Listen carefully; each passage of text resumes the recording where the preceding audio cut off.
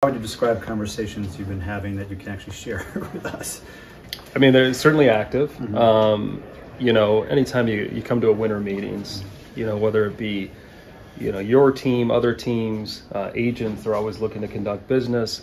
Obviously, you know, we did the Aaron Bummer deal and feel like that there's certainly some momentum from that. Not only, you know, we're very happy with the return and working towards improving our defense, getting some starting pitching innings, but it also shown teams that, you know, we're willing to be active and act if we feel like something is strong that can help us, you know, get better here in the near term and long term. So lots of conversations with other clubs, certainly with agents as well. And it's always enjoyable to have your group together in one place. And just feed off the energy of a winter meetings. You've been through this before in your previous roles, Furniture. How different is it for you now as general manager, especially kind of managing the rumors that are out there too? When you're not managing, but dealing with that too on top of it when you're doing. Yeah, I mean, you try to stay focused, right? And you know, it's different in the sense I'm running the meetings, right. And you know, having the direct conversations with other clubs and agents and. So I'd say that's the biggest difference from the past, but more than anything, you're just trying to find ways to get better with your club, regardless of what role you're in. And we've got a really good group here. Enjoy spending time with each and every one of them, and you know, look forward to working through the rest of the week. Yeah, we've seen Dylan Cease's name pop up in a lot of reports. What would have to happen to make a deal like that make sense for you guys? Well, there's certainly no urgency to move Dylan Cease, and just like I've said from the beginning, if there's an opportunity to, you know, help our club, both, you know, near term and long term, we'll look at it. But we're talking about one of the best pitchers in baseball, and you know, you certainly there's a responsibility to for your organization, for the Chicago White Sox, to do what's best for them. But Dylan's a star in our game, and you know, there's no real reason to come here and expect us to move a Dylan Cease, but if a team brings something that meets the threshold that we feel like we've just gotten a lot better, then we're going to do that. Has that been a popular topic of conversation, though, in some of the meetings you've been having? I mean, with Dylan Cease, I mean, there's not a club that has a level of interest, right? But there's a pace to these things, and you know, continue to take the calls, you know, and certainly compare different opportunities for perhaps getting better. But yeah, Dylan is. You know, the starting pitching market is always, you know, an area in which teams are looking to dive into, improve their club, and Dylan's right at the top. We know that pace can be impacted by other things that may not even, you know, affect you. What I'm getting at is there a sense that Ohtani is holding up a lot of the business of baseball? His decision? It's tough to tell. You know, there's certainly, you know, a handful of clubs that are probably seriously in on Ohtani, and you know, and I understand that, you know, but how much does that have an effect on conducting other business? You know, it's tough to really measure, but you know, there's only so much time in the day, and if you're focused on one thing, it's going to be tough to juggle everything and think clearly and make good decisions. You're talking about threshold, meet the threshold for the trade.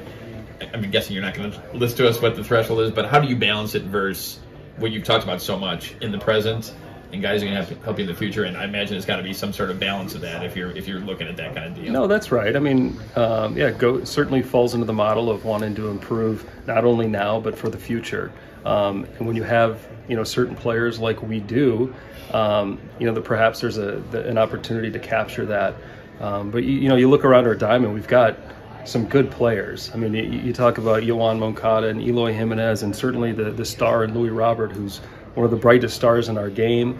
And you know, we talk about improving defense. There isn't it's tough to find a better defender than Louis Robert. You could argue that we don't need other outfielders out there because of what Louis can do in center field. So, you know, but you know, we've got a duty to improve our club. Obviously, you know, we've struggled here, and expectations need to be higher. So we're going to continue to work at it. Are you looking for a second baseman, or in your mind that's going to be Nicky's job, or is Nicky more of a utility guy? For one, you know, whether it be Paul DeYoung or Nicky Lopez, both guys that are strong defenders. They've proven that in this league. They different levels of success offensively. You know, but more than anything, they really provide a defensive foundation for us. that we feel really good about to kind of open up perhaps other opportunities to improve our club and focus on different areas and not just whether it be this one position or that position.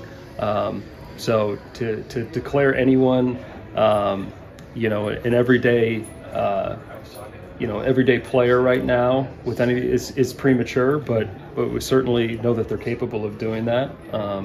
So we feel fortunate to have those guys. Pedro was asked about catching, and he said it's still to be decided. And then he kind of added quickly, "There's a lot to be decided." I mean, that's true, right? It's the middle of this. It's the early December, so what you have now could look quite different when you guys report in February. Yeah, I think that's certainly true. Up to middle defense is very important for any winning club, and I feel like we've accomplished some of that, not all of that.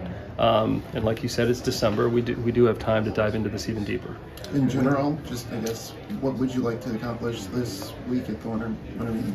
You just, you put together different concepts, different ideas, with the group that we have here.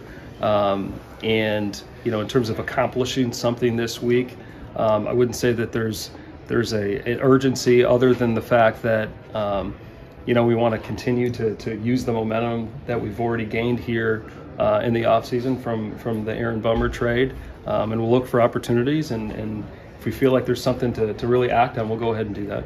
Are you close on anything? Right now we're not very close, but just like other winter meetings, that can quickly change, right, in a matter of minutes. So that's why you keep your phone on and continue to have conversations with every club and agents as well. Do you have the financial flexibility to get a big ticket pitcher, or how are you looking at that since the rotation seems to have so many spots open? Yeah, improving your team sometimes comes at a cost, and you weigh different avenues in improving your club, whether that be on the trade market or on free agency. So there's different ways to attack this, and certainly have the support to improve this ball club. You mentioned Paul. Just what did you like about that signing?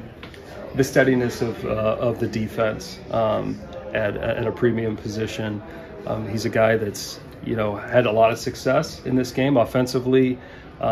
He has struggled here recently, so we hope to provide an opportunity for him to make some adjustments. But we know at the very least what he can provide defensively for our club.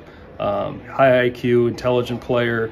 That we feel like there's a chance to really recapture what he's done in the past. Merck mentioned the catcher position, and I'm sure you guys are looking for defense like you are everywhere else, but are you looking for somebody to top that depth chart? Are you looking for someone to back up Corey? What kind of specifically are you looking for at that position? Yeah, you're looking for someone that can come in here and certainly, like you said, defensively, handle the position that comes into game calling.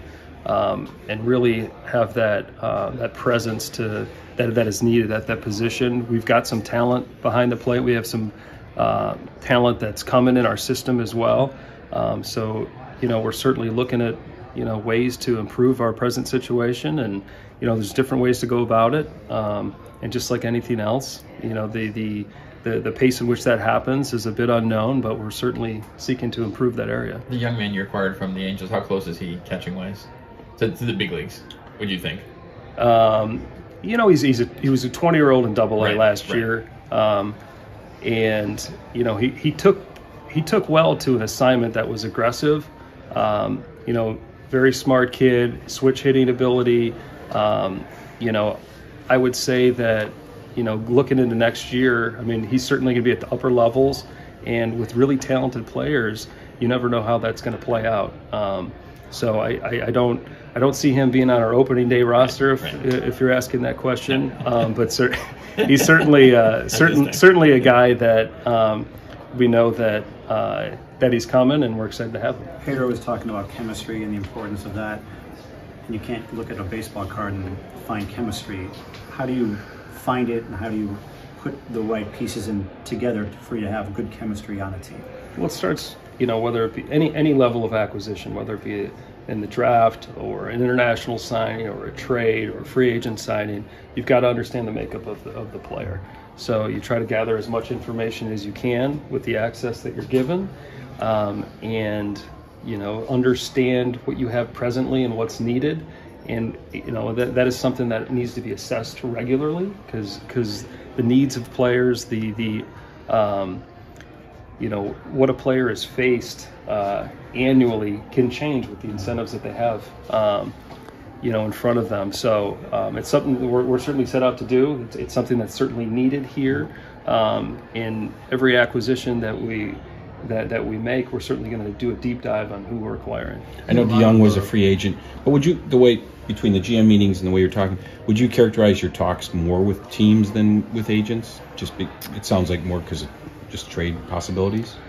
I would say both. Equal? Okay. Yeah, I would say it's pretty equal. Okay. In terms of the starting rotation, hypothetically, if you don't have Dylan, I know you got a handful of guys in the mix, the Braves guys and some other guys, but if you don't have Dylan, how many veterans or proven guys would you want to bring in to the rotation to kind of just solidify that? And if you do have him, what do you still need, right? Well, it's certainly an area that still needs to be addressed, whether it be with Dylan or not. There's different ways to go about it. It could be a veteran, it could be a young player that's ready to break into the big leagues.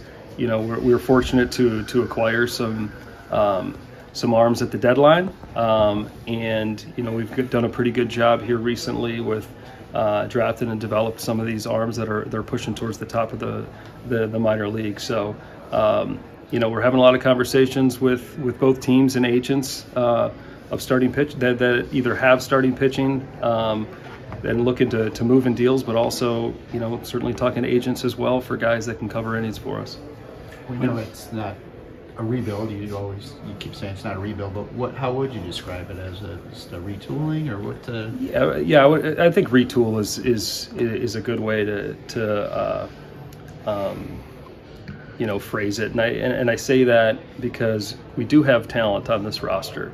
Obviously, it hasn't worked, and so you've got to be creative and find ways to improve it. Whether that be, we talk about the makeup and the chemistry of the team, or certainly add depth or acquire players that are just flat out better.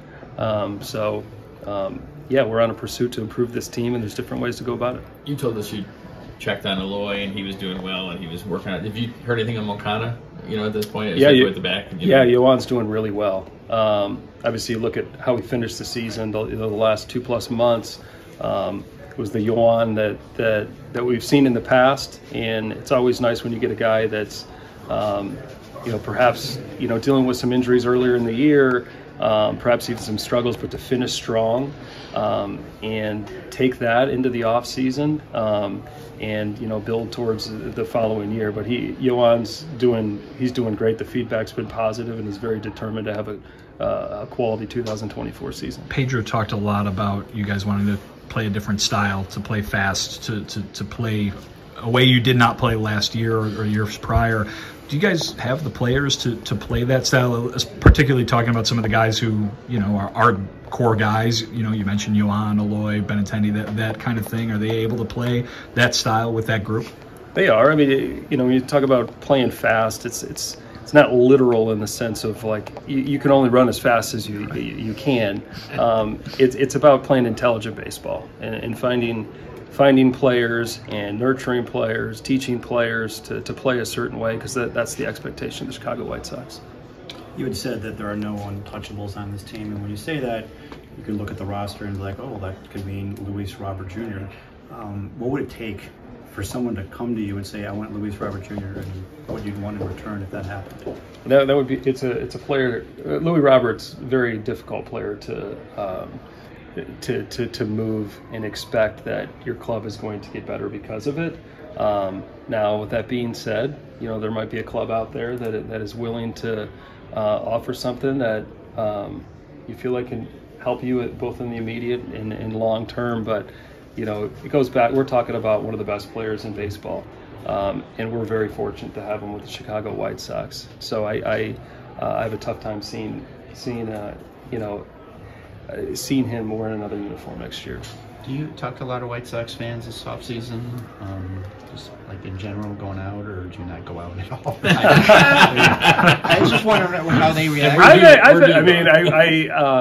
I certainly interact with fans. I mean, you know, And what do they tell if someone you? like recognizes me, which is, they always I would say, recognize you. yeah, that's a rarity. Really? But I, you know, it's people are excited. You know, they see, I've gotten really positive feedback, and they might be just saying that to my face, but I've enjoyed those conversations. And if it's an opportunity for me to explain kind of the direction of our club, I'll take that time to do it because it's worth it. Lamont asked you what you guys hope to get done this week. Maybe what do you guys hope to get done before spring training, and do you guys have the time to get done what you want to get done this offseason, or do you see it being more of a longer term project? I think, you know, listen, every day that you wake up, you're looking to better your club. And quite honestly, I'm obsessed with that. And, you know, talk about winter meetings and accomplishing something while we're here, it's possible. You know, we've got months before we get to spring training, and you know, we're going to look for every opportunity to improve the club, and there's different ways to go about that. So, you know, we need to fill out a rotation and feel good about it. We need to have depth underneath it. We need to have, you know, in the bullpen, you've got to have depth. You've got to both at, you know, AA, AAA that are. You know, what you're hoping for is knocking on the door to become an option at some point. You know, we talked about the defense and improving the catching position, in maximizing that area along with other areas around the diamond. So it's we have time, and you know, I look forward to continue to get back to work and try and find ways to improve this. We all silly like the mayor.